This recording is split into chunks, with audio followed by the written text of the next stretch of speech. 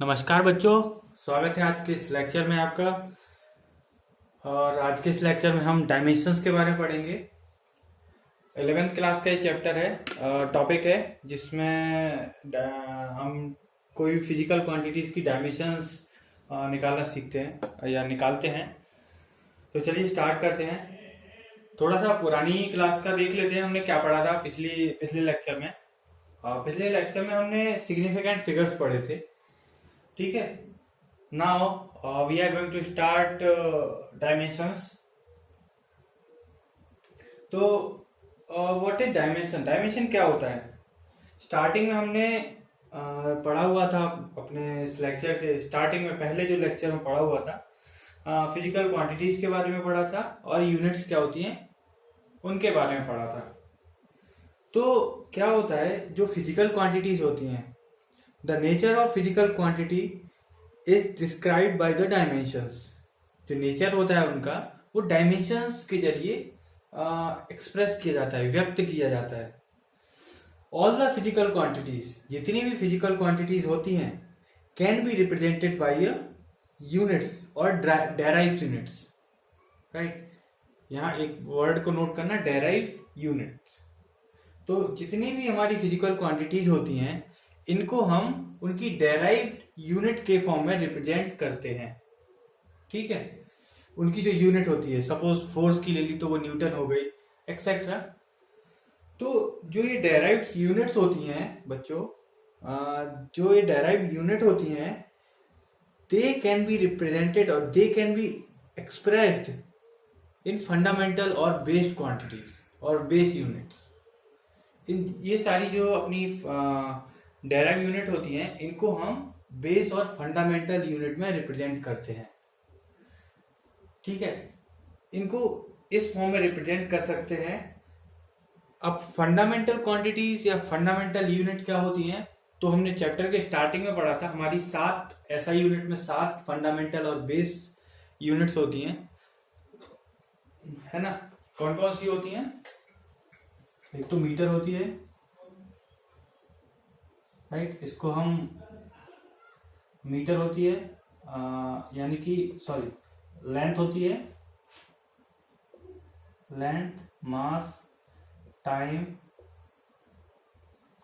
और क्या क्या होती है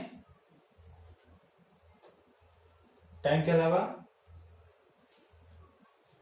एम्पियर होती है, यानी कि करंट, और टेम्परेचर, 2 4 5 हो गए, 2 और हैं, मोल एंड इंटेंसिटी, ठीक है। इस फॉर्म में रिप्रेजेंट करना किसी भी यूनिट को, इन 7 बेसिक यूनिट में रिप्रेजेंट करना, डायमेंशंस में रिप्रेजेंट करना कहते हैं, राइट। उनकी ये बेस डायमेंशंस होती हैं। हम किसी भी यूनिट को इन 7 क्वांटिटीज के फॉर्म में रिप्रेजेंट करेंगे इस टॉपिक में। तो डायमेंशन की यहाँ पे डेफिनेशन क्या हो जाएगी? The dimension of physical quantity are the power or exponent are the power or exponent to which the base quantities are raised to represent that quantity, ठीक है। हमारी जो डायमेंशंस होती हैं वो क्या होती हैं, इसमें जो टर्म आता है, ये सारी क्वांटिटी है, इनकी जो पावर होगी, जो अब हमारी फिजिकल क्वांटिटी की यूनिट होगी, डेराइव यूनिट होगी, उसको जब हम इस फॉर्म में रिप्रेजेंट करेंगे, इन 7 यूनिट्स के फॉर्म में रिप्रेजेंट करेंगे, तो हमारी इसमें जो पावर आएगी, एक्सपोनेंट आएगा इनका, that would be our dimension, और dimension of the physical quantity, right. चलिए देख लेते हैं इसकी डायमेंशन की डेफिनेशन लिख लेते हैं। The dimension of a physical quantity, the dimension of physical quantity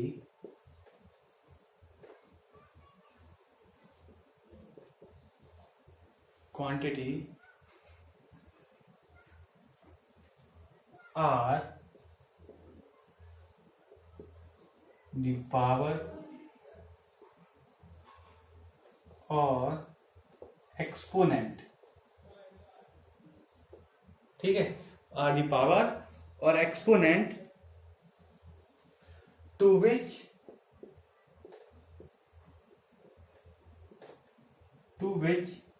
the base quantity to the base quantities are raised to represent that quantity, are raised to represent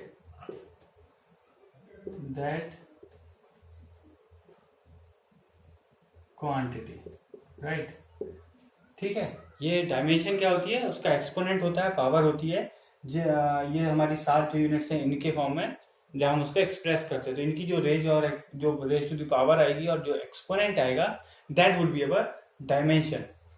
ठीक है, एक और इसका पॉइंट है, इसमें एक की पॉइंट होता है, जब हम डायमेंशंस को डिनोट करते हैं, एक्सप्रेस करते हैं, तो किसके माध्यम से करते हैं, किसके द्वारा कर किया जाता है, इस ब्रैकेट के अंदर, डायमेंशन को इस ब्रैकेट के अंदर लिखा जाता है, राइट।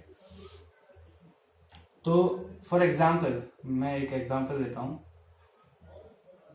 एग्जाम्पल से पहले मैं इनको बता देता हूं कि इनको किस लेटर से डिनोट करते हैं। तो अगर आपका मास है तो उसको m से करेंगे, लेंथ है l, टाइम है t से करेंगे, और करंट है तो एम्पियर से करेंगे, टेम्परेचर है तो थीटा से करेंगे, देन मोल है तो इसको मोल से ही लिखेंगे, मोल, और इंटेंसिटी है तो I से डिनोट करेंगे। ठीक है, इनकी पावर कुछ भी हो सकती है, कुछ 0 भी हो सकता है कि आपका m आए, हो सकता है आपका सब आ जाए, हो सकता है 1 आए। तो ये डिपेंड करता है आपका क्वांटिटी पे कि क्वांटिटी कौन सी है, राइट। और हर एक फिजिकल क्वांटिटी के लिए ये एक यूनिक डायमेंशन होगी, हर एक क्वांटिटी के लिए ये यूनिक डायमेंशन होगी। किसी भी 2 फिजिकल क्वांटिटी की डायमेंशंस सेम नहीं हो सकती, राइट। समझ गए आप लोग? Now move to the example. एक एग्जाम्पल लेंगे हम। सपोज मुझे डायमेंशन लिखनी है वॉल्यूम की, ठीक है, वॉल्यूम। तो वॉल्यूम का फॉर्मूला क्या होता है, length into width into height, right, length into width into height. Now अगर हम देखें तो लेंथ भी हमारी लेंथ ही है, विड्थ भी हमारी लेंथ का ही फॉर्म है, और हाइट भी हमारी लेंथ का ही फॉर्म है।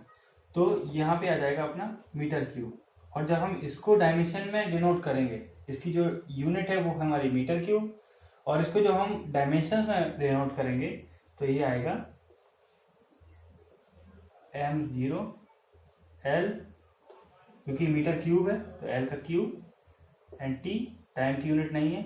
और इनको हम रेस्ट को छोड़ देते हैं क्योंकि ये हमारी बहुत ही रेयरली यूज होती हैं, इसलिए हम इन 3 बेस क्वांटिटीज को ही लेके चलते हैं, राइट। तो यहाँ पे ब्रैकेट को क्लोज कर देंगे, ये हमारी वॉल्यूम की डायमेंशन है। समझ में आया बच्चों, ये हमारी वॉल्यूम की डायमेंशन है। सेम अगर मैं इधर डेंसिटी की डायमेंशन लिखना चाहूं, क्या लिखना चाहूं, डेंसिटी की, यानी कि रो की, इसका फॉर्मूला क्या होता है, the formula of density is mass upon volume. ठीक है, तो मास के लिए तो अपना m आ जाएगा, सिंपल kg, ठीक है, और वॉल्यूम के लिए क्या आ जाएगा, l क्यूब, यानी कि लेंथ का क्यूब, जैसे कि मैंने इधर लिखा मीटर क्यूब, राइट, और ये है अपना kg। तो यहाँ पे जब इसकी डायमेंशन में लिखूंगा तो the dimension would be kg मतलब मास, और लेंथ क्या है यहाँ पे, बट डिवाइड में है तो ऊपर आ जाएगी -3, राइट, एंड t 0, तो m l -3 t 0, that would be our dimension of density, right. ये हमारे दो एग्जाम्पल हैं। इस तरीके से हम किसी भी फिजिकल क्वांटिटी की डायमेंशन को लिख सकते हैं, उनको डायमेंशन के फॉर्म में डेनोट कर सकते हैं।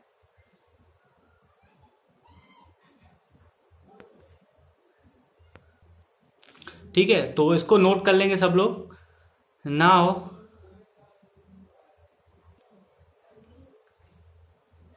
आई थिंक नोट कर लिया होगा सबने। नहीं तो वीडियो को पॉज करके आप नोट कर सकते हैं। यहाँ पे एक चीज लिख लेंगे कि ये हमारी 7 फंडामेंटल यूनिट है, फंडामेंटल यूनिट्स, राइट। ये हमारी 7 फंडामेंटल यूनिट है। यहाँ पे लिख देता हूं मैं, denoted by this double bracket. ठीक है, चलो मैं इसको रफ कर देता हूं। नाउ इसका एक और एप्लीकेशन सीखेंगे हम।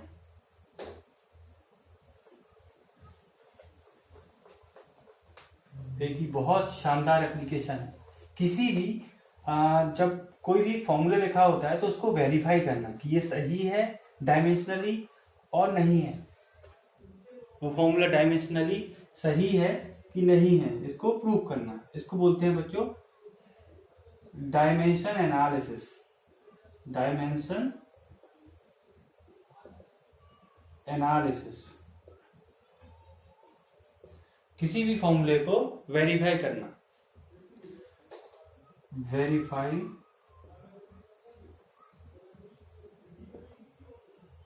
दी फॉर्मूला और एक्सप्रेशन, राइट। किसी भी फॉर्मूले को वेरीफाई करना। मैं आपके सामने ही किसी एक फॉर्मूले को, जो बहुत ही वेल नोन फॉर्मूला है, उसको मैं वेरीफाई करके दिखाऊंगा यहाँ पे। ठीक है, ये बहुत ही आसान मेथड है किसी भी फॉर्मूले को चेक करना। चलिए देखते हैं। आपने न्यूटन सेकंड लॉ पढ़ा होगा, सेकंड रूल, सेकंड इक्वेशन क्या होती है मोशन की, x इक्वल टू, अगर आपको नहीं पता तो आप देख लेना। आगे हम आके सेकंड चैप्टर में, जो हमारा सेकंड चैप्टर है लीनियर मोशन, उसमें हम ये सब पढ़ेंगे।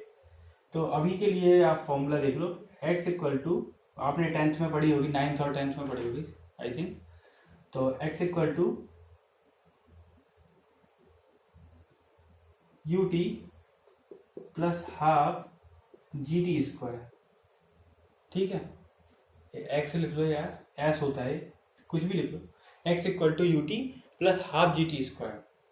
तो यहाँ पे जो x है, हम यहाँ पे LHS और RHS दोनों को अलग अलग लेंगे। LHS इक्वल टू x मतलब हमारी लेंथ है। यहाँ पे x क्या डिनोट कर रहा है, डिस्प्लेसमेंट मतलब लेंथ, यानी कि मीटर।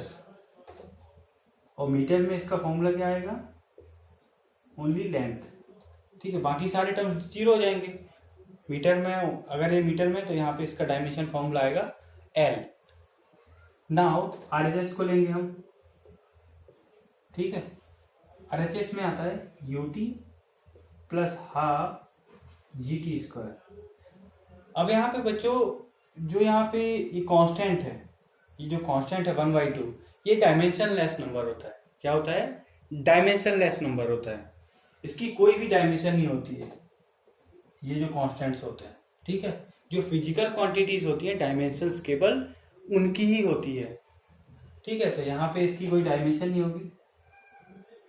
u मतलब वेलोसिटी, वेलोसिटी मतलब होता है मीटर पर सेकेंड। ठीक है, टाइम मतलब टाइम, मीटर पर सेकेंड में टाइम मतलब सेकेंड, राइट। नाउ 1/2 को लेंगे नहीं हम, ये कोई सिग्निफिकेंट नहीं है इसमें, इसके लिए कोई भी डायमेंशन अलाउ नहीं होती, डिफाइन नहीं होती है। नाउ ग्रेविटी g, जी की यूनिट होती है, ये होता है एक्सेलरेशन, मतलब मीटर पर सेकेंड स्क्वायर। मैं बिल्कुल बेसिक फॉर्मूलेज में बिल्कुल लिख रहा हूं। और जो टाइम है, टाइम का स्क्वायर। ठीक है, चलो नेक्स्ट। ये डिवाइड में ऐसे, इंटू में ऐसे, एस एस कट जाएगा, यहाँ पे एस स्क्वायर से एस स्क्वायर कट जाएगा, बचेगा एन। तो यहाँ पे आ जाएगा एम प्लस एम। अब एम प्लस एम क्या हो जाएगा, 2m। कर लो 2m, कोई प्रॉब्लम नहीं है। लेकिन 2 जो है वो डायमेंशनलेस नंबर है, तो इसकी जो यूनिट आएगी 2m की, वो क्या आएगी, L metre. Because 2 is dimensionless number. याद रखना, जो डायमेंशनलेस नंबर होते हैं इनकी कोई भी इसका कोई भी सिग्निफिकेंस नहीं होता है। तो यहाँ पे LHS इक्वल टू RHS, और हमने ये फॉर्मूला वेरीफाई कर दिया कि ये डायमेंशनली करेक्ट है। फॉर्मूला कैसा है, डायमेंशनली करेक्ट। तो डायमेंशन एनालिसिस से हम बताते हैं कि वो फॉर्मूला करेक्ट है डायमेंशनली कि नहीं है। वेरीफाइंग द फॉर्मूला और एक्सप्रेशन डायमेंशनली। यहाँ पे एक वर्ड और जोड़ेंगे, डायमेंशनली, राइट। ये आपका डायमेंशन एनालिसिस हो गया। हमने आज क्या क्या पढ़ा, dimensions and dimension analysis. Dimension में क्या करते हैं, किसी भी फिजिकल क्वांटिटीज को उसकी डायमेंशन के फॉर्म में एक्सप्रेस करते हैं, यानी कि उसकी बेसिक जो फंडामेंटल यूनिट्स हैं, तो उस डेराइव यूनिट को फंडामेंटल यूनिट्स के फॉर्म में एक्सप्रेस करते हैं। You will express in fundamental units, in the form of fundamental units. Next पढ़ा हमने डायमेंशन एनालिसिस। तो इसमें क्या देखा, टू वेरीफाई द फॉर्मूला और एक्सप्रेशन डायमेंशनली, राइट। चलिए यहाँ पे आपका डायमेंशन चैप्टर खत्म होता है। नाउ द लास्ट थिंग, मैं आपको कुछ क्वेश्चन देता हूँ, होमवर्क बोल सकते हो आप, होमवर्क। तो उसको सॉल्व करेंगे आप। अभी नहीं सॉल्व करेंगे, आपको मैं होमवर्क देता हूं जो कि हम नेक्स्ट लेक्चर में देखेंगे। ठीक है, चलो आपको निकालना है dimension. Find out the dimension, किसकी, फोर्स की, सेकंड एक्सेलरेशन की, एंड थर्ड वेलोसिटी की। ठीक है, ये 3 क्वेश्चन आपको करना है, question number A and question number B. आपको एक एक्सप्रेशन वेरीफाई करना है, v square equal to U square plus 2as। यहाँ पे v और u वेलोसिटी, इनिशियल, फाइनल और इनिशियल वेलोसिटी है। a मतलब एक्सेलरेशन, s मतलब डिस्प्लेसमेंट। तो आपको इसका डायमेंशन एनालिसिस करना है।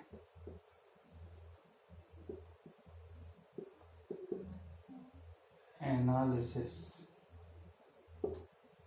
ठीक है, ये दो आपके लिए होमवर्क है। चलिए बच्चों, नेक्स्ट लेक्चर में मैं इसका सॉल्यूशन दूंगा। तब तक के लिए थैंक यू।